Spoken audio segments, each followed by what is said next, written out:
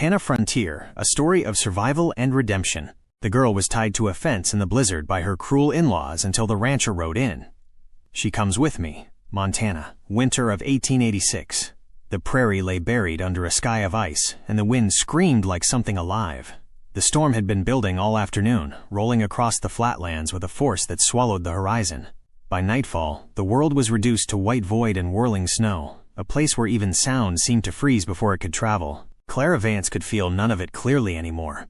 Her wrists were tied tight to the rough wooden fence posts, rope digging so deep into her skin, she no longer knew if the warmth leaking down her hands was blood or melted ice.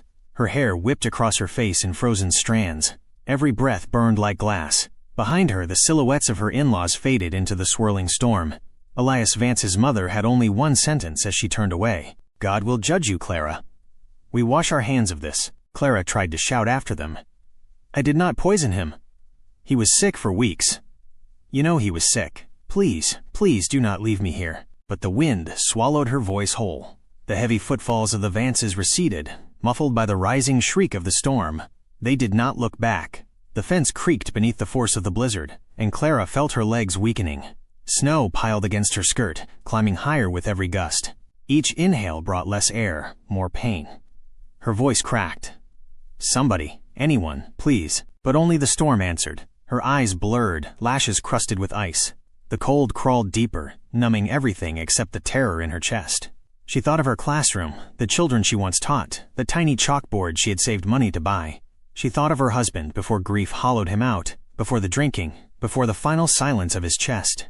And she wondered if this was really how her story ended, buried in snow, condemned by the very people she had tried to love. Miles away, Silas Thorne tugged his coat collar higher as he walked the fence line of his ranch. Most nights he would have stayed inside, but tonight something gnawed at him, a strange rhythm in the wind, a break in the storm's howl that did not sound like nature. He paused near the north line, one gloved hand resting on the post. The world roared with white fury. And yet beneath it, a sound, a thin, desperate cry carried by the wind, flickering in and out like a dying lantern. Silas turned his head, listening harder. His half-blind left eye watered from the cold, but his right eye remained sharp, narrowed toward the sound. "That is no coyote," he muttered. He whistled sharply. His horse, Obsidian, trotted through the drifts with a snort of steam. Silas swung into the saddle and urged the gelding forward, leaning low as he scanned the storm thick and dark. Another cry, fainter now. "Hold on," he murmured into the storm, though he did not yet know to whom. A broken fence line appeared ahead, half buried.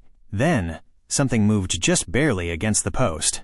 A figure slumped sideways, hair frozen to her cheek, rope stiff with ice. Silas's heart lurched. "Hell," he whispered. "Someone left you to die out here." He dismounted before Obsidian fully stopped, crunching through the snow. The woman did not react as he lifted her face gently. Her skin was blue at the edges, her lips cracked, her eyes half opened but unfocused.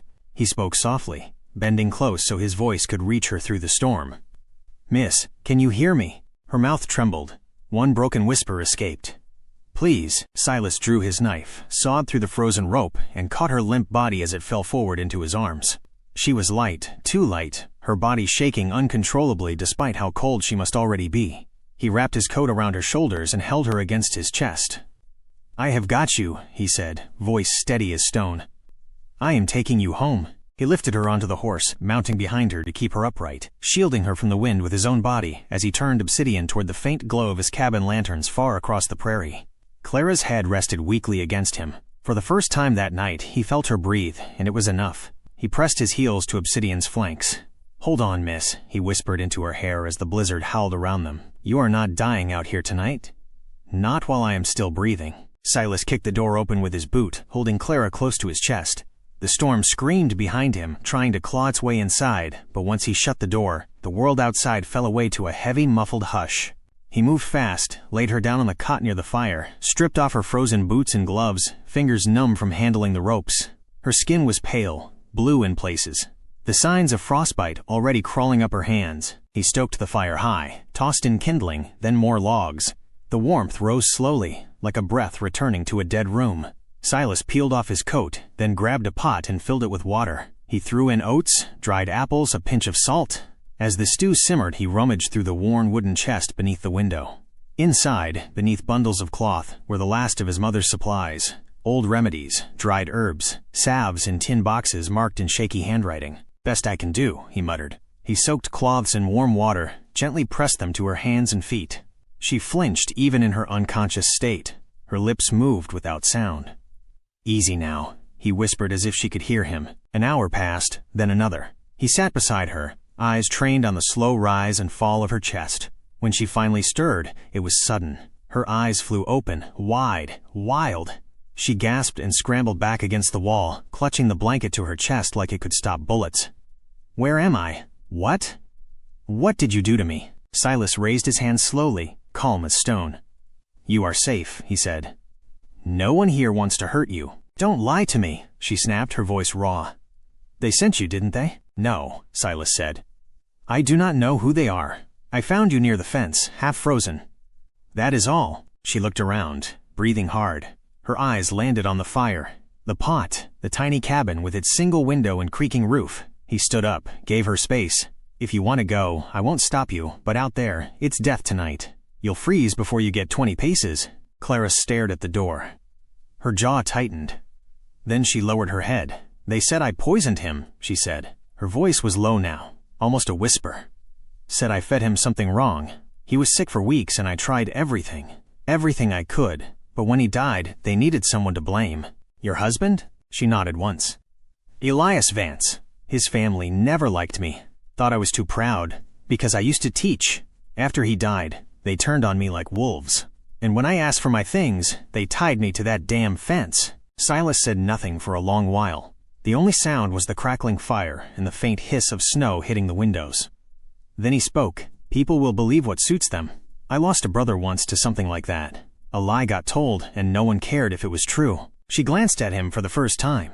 She noticed his left eye, the faint cloud over it, the scar running along his cheek. "They tried to shoot me too," Silas said. "Didn't finish the job, but they took enough." The silence between them softened. He poured some of the porridge into a tin bowl and set it down in front of her. "I can't promise much," he said, "but the food is hot and the roof holds." Clara didn't thank him, but she reached slowly for the spoon. Outside, the storm howled on. Inside, for the first time in days, Clara ate, and Silas Thorne sat across from her, one-eyed and quiet as the firelight flickered between them. Two souls scarred by false accusations, learning to breathe in the same space. The blizzard passed, but the cold remained. Days trickled by inside Silas Thorne's cabin, like slow drops from a thawing icicle.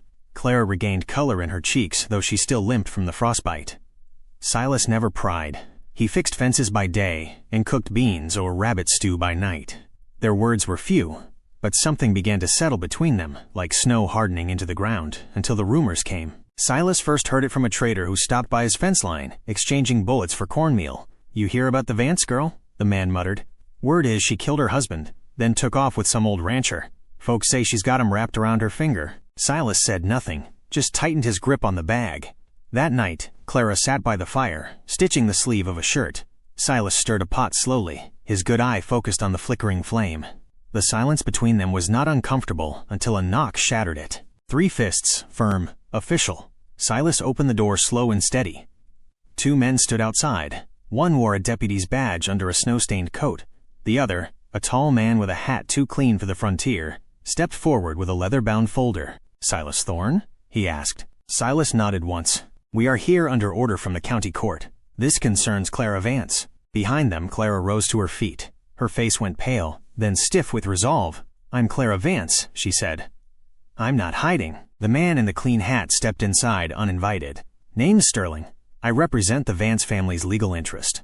This woman is suspected of poisoning her husband, Silas Vance, and fleeing custody. Her sudden disappearance and your hospitality have only strengthened the case." "She was never in custody," Silas said evenly. "She was left tied to a fence in a blizzard." Sterling ignored him. He turned to Clara. "You'll need to come with us. You'll have a chance to speak for yourself in front of a judge." Clara looked at Silas, then back at the fire.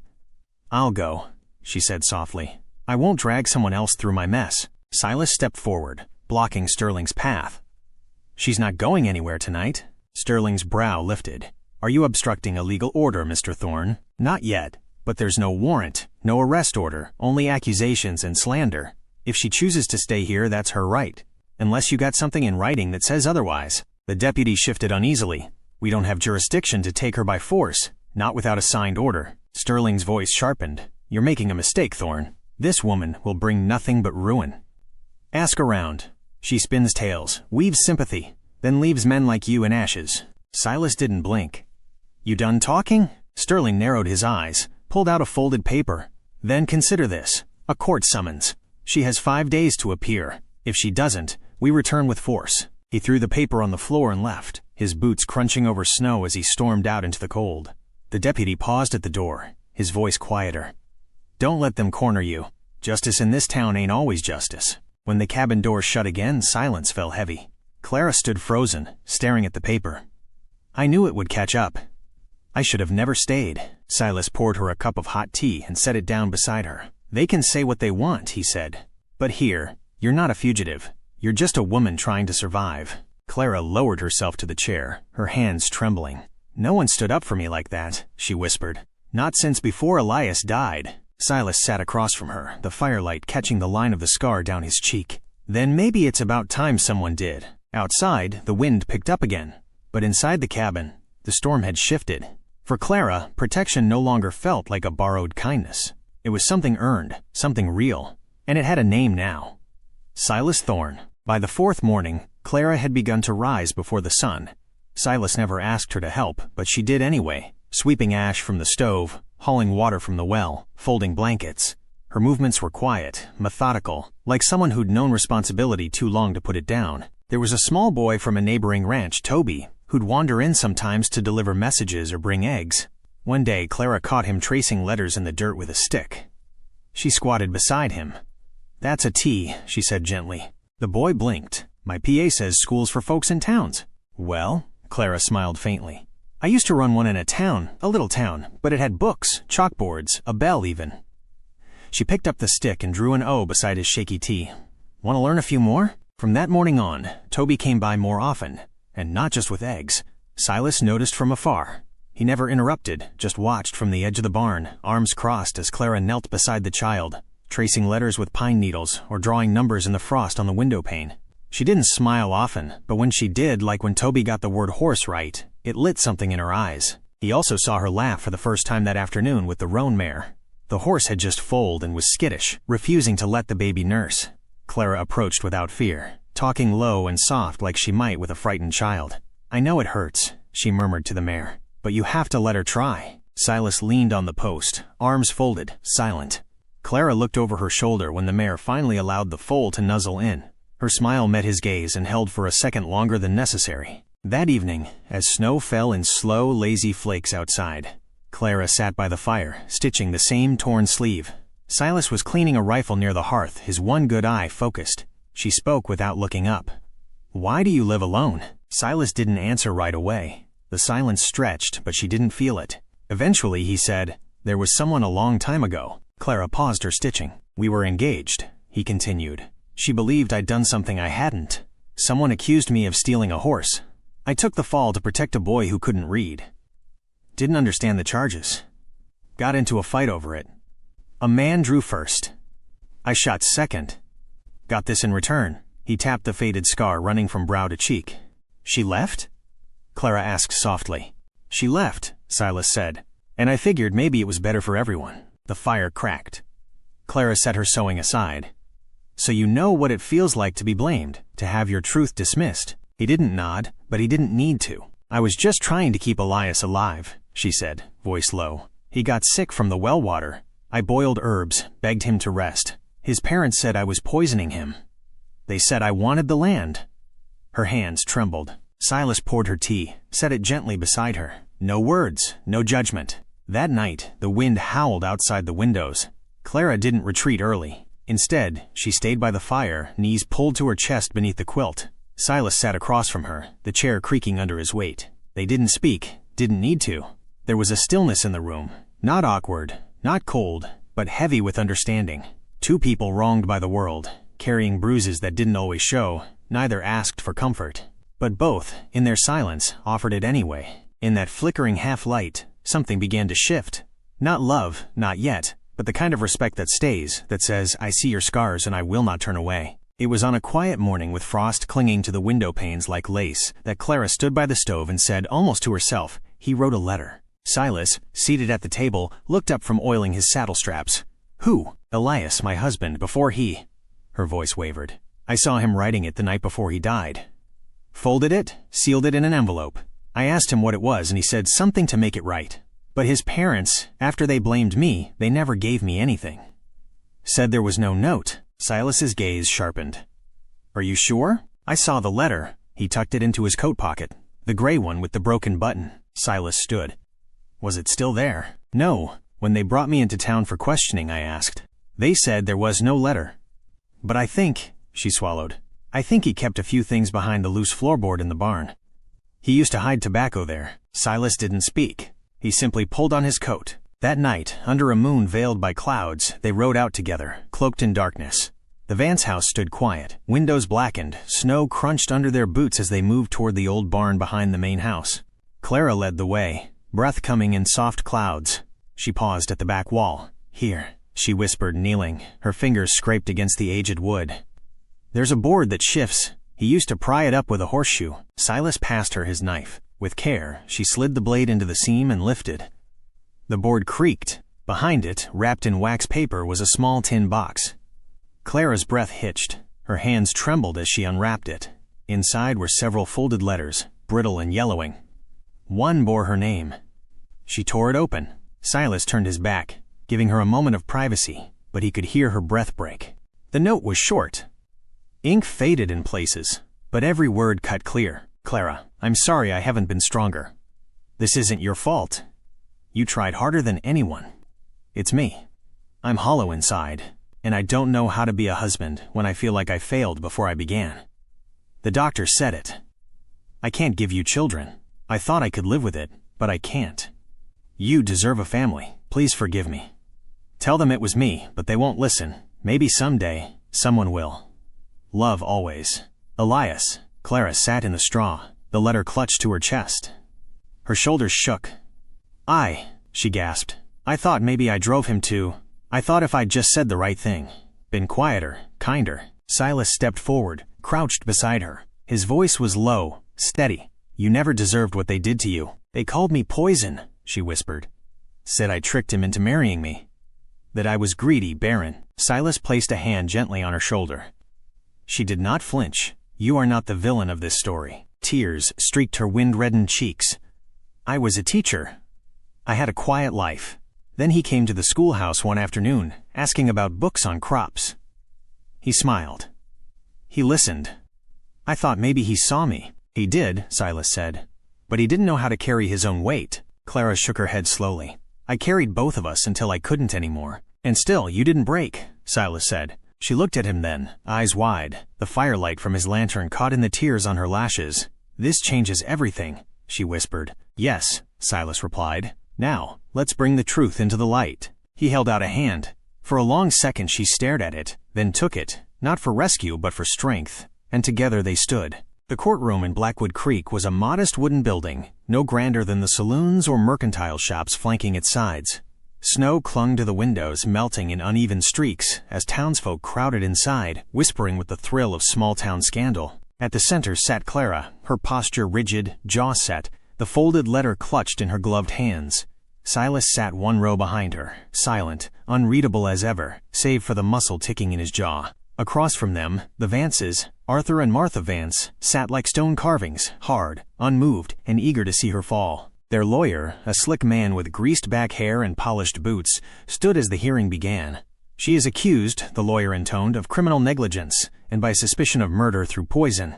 She fled her home, destroyed evidence, and now hides with a man known for lawless dealing. Clara's hand tightened around the letter. The judge, a grizzled man named Miller, nodded. And what evidence do you have to support this? Only circumstantial, the lawyer admitted, but compelling. Her husband died suddenly. His health had been failing, yes, but he worsened rapidly after their arguments. There was no physician present. The body was cremated per her insistence. That's a lie, Clara said, standing. It was the Vances who insisted on cremation. I begged them to wait. They refused. Do you have proof of that? She raised the letter. I have this. The lawyer scoffed. A letter, Your Honor. Forged, no doubt. Anyone can write a sob story. Let me see it. The judge said, Let me see it. Clara stepped forward, hands trembling slightly as she offered the note. The judge read it in silence. The courtroom seemed to hold its breath. Arthur Vance barked. "That don't mean nothing. My son was weak. He was always dramatic. Probably wrote that to cover her tracks." Silas rose slowly from his seat. "If I may," he said, voice deep and steady. The judge motioned him forward. Silas met his eyes squarely. "My name's Silas Thorne. I've kept journals for years. The handwriting in that letter matches entries Elias Vance made in a ledger I found when he visited my ranch for fence repairs last spring. I didn't know what it was back then. Now I do." "You a handwriting expert?" the lawyer asked, sneering. "I know what I see, and I'll testify under oath. Hell, I'll bring the book here and let every man in this room compare it themselves." There was a murmur of agreement from the gallery. The judge tapped his gavel once. The lawyer floundered. "Even if the letter's his, there's no signature, no date." Silas raised an eyebrow. "You want truth or technicalities?" The judge looked from Clara to the Vances, then back at the letter. "I find the content consistent with a man in despair. I also find no evidence, none, that Miss Vance acted with malice." He turned to the sheriff. "Release the hold on her. No charges will be pursued unless new evidence arises." The gavel came down with a sharp crack. It was over, but the silence that followed was not triumphant. It was heavy outside as the crowd dispersed and the wind kicked snow along the boardwalk. Clara stood alone for a moment. Then Silas joined her. She didn't look at him when she said, "They still think I did it." The town, the whispers. He didn't argue. "I'm not in jail," she said softly. "But I've still got nowhere to go." Silas glanced at the road ahead, then at her. "Then maybe this is where you start again." She looked up. "The ranch?" He shrugged. "I've got space." "You've got strength. There's a schoolhouse foundation still standing near the creek. Maybe someone ought to bring it back." Her eyes shimmered. "You'd let me stay?" "I'm not letting you," he said, voice gentle. "I'm asking you to." And for the first time since the snow took everything, Clara felt the warmth of something she had almost forgotten. Belonging. The old goat shed stood on the edge of Silas's property, half collapsed from years of wind and snow, but with some elbow grease, fresh planks, and Clara's stubborn insistence, it was transformed. By early spring, it became a makeshift schoolhouse, 4 benches, a stove, and a slate board nailed to the far wall. Word spread slowly through the outlying homesteads. The widow teacher was offering lessons. At first, only 2 children came. Skeptical mothers waited nearby, arms crossed, watching Clara like a hawk. The Vance name still carried shadows. But Clara never brought up the past. She greeted each child by name, handed out pencils she'd carved herself, and read aloud from old primers until the children leaned closer to listen. By the second week, 6 more arrived. By the 4th, there wasn't enough bench space. On one wind-washed morning, Clara stood before the class, chalk in hand, smiling for no one in particular. She didn't even realize it until one of the little boys, a shy redhead named Milo, asked, "Miss Clara, are you happy now?" She paused, touched her chest, then nodded. "I think I am." After the children left, she stayed behind to sweep the dusty floor. The door creaked open again. Silas stood there, holding a small leather ledger. "I was wondering if you'd take a look at this," he said, voice softer than usual. She dusted her palms. "Your ranch books?" He nodded. "Reckon I've never been much good with numbers." "Too many calves, too few coins." Clara smiled. "You're doing fine, but you'd do it better." He placed the book in her hands, his fingers grazing hers for the briefest moment. They sat by the stove, Clara flipping through the pages, pointing at entries he hadn't balanced. He didn't speak much, only nodded, occasionally asked a question he probably already knew the answer to. By the end of the hour, the figures were clearer. And so was something else. "You didn't come just for the math," she said quietly. Silas looked away, then back. "No," he admitted. They sat in the soft hush of the near evening, the wind tapping gently against the shutters. Clara closed the book, placed it beside her. "You don't need to say anything," she whispered. Silas gave a small nod, but Clara reached over anyway, laying her hand over his. "I used to think silence meant indifference. Now I know better." He looked at her, and this time he didn't look away. The sky that morning was gray, not from snow, but from the kind of clouds that warned of storms made by men, not weather. Heavy, watchful, brewing silence. Clara was sweeping the schoolhouse porch when she saw them. 6 men on horseback, coats flapping like flags, eyes narrowed and sharp as bayonets. Dust and snow swirled behind their boots. Leading them was Garrett Stone, a bitter cattleman with 2 sons, and too much time to stir anger. His face was set like granite, the kind that cracked from pressure, not wear. "You're not licensed," Garrett barked. "Teaching without law approval. It's dangerous. misleading our children. I'm teaching them to read and count, Clara replied calmly, though her hands trembled slightly on the broom handle. Her heart thudded under her collarbone, but her chin didn't waver. You're trespassing on decency is what you're doing, he snapped, spitting into the frozen dirt. A murmur ran through the children's parents who'd come to drop off their kids. Some looked away, shame-faced. Others didn't move, their silence a kind of quiet defiance. Then came the sound of hooves, steady, sure. Silas Thorne rode in slow, his dark coat dusted with frost, his presence like a wall rising from the earth. He dismounted in one smooth motion and walked to stand between Clara and the men. He said nothing at first, just scanned the faces until they fell quiet. Then, his voice came low and even. She comes with me, Garrett sneered. That's no law. Silas stepped forward. You want to move her? He said, voice like flint. You go through me. Silence. A hawk screamed high above, and even that seemed to hush. Garrett shifted in the saddle. One of his sons nudged his horse back. Another man cleared his throat, looking at the ground. No one moved forward. After a beat, the group turned and rode off, snow crunching beneath hooves like brittle bones. Clara hadn't realized she'd been holding her breath until her lungs ached. Her fingers loosened around the broom. Later, back at the cabin, neither of them spoke about what had happened. She set the table quietly. Silas chopped wood and brought it in, fingers stiff from the cold, jaw tight with restraint. He knelt beside the stove, lighting it with practiced ease. She poured water into the kettle, her movements softer than usual. Their hands brushed. He looked up. She didn't move away. They sat together at the table as the fire crackled. Outside, the last snow was melting, dropping from the eaves like a ticking clock, counting down the end of something old. Clara reached across and placed her hand over his. Silas didn't flinch. He just turned his palm to meet hers. Rough skin meeting warmth.